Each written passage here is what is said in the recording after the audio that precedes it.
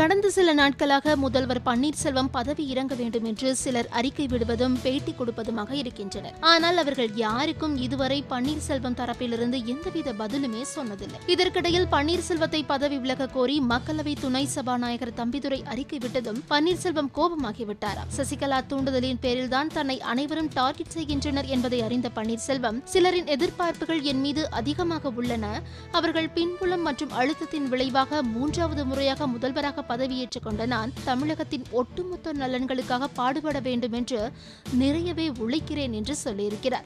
இவையெல்லாம் அதிமுகவிற்கு எதிர்காலத்திலும் பலனளிப்பவை என்றும், சசிகலாவை குஷிப்படுத்த வேண்டும் என்று தன்னை பதவி விலக சொன்னால் தான் பதவி விலக மாட்டேன் என்றும் சொல்லியிருக்கிறார். சசிகலாவே முதல்வர் பதவிக்கு ஆசைப்பட்டால் அதனை தன்னிடம் நேரடியாக சொல்ல வேண்டும். அப்படி விருப்பத்தை சொன்ன சில மணி நேரங்களிலேயே பதவியை விட்டு இறங்கி விடுவதாகவும், அதற்காக சிலரை தூண்டிவிட்டு வேடிக்கை பார்ப்பது நல்லதல்ல, நாகரிகமும் அல்ல என்று கொந்தளித்திருக்கிறார். இந்த விவரமும் சசிகலாவிடம் சொல்லப்பட்டிருக்கிறது.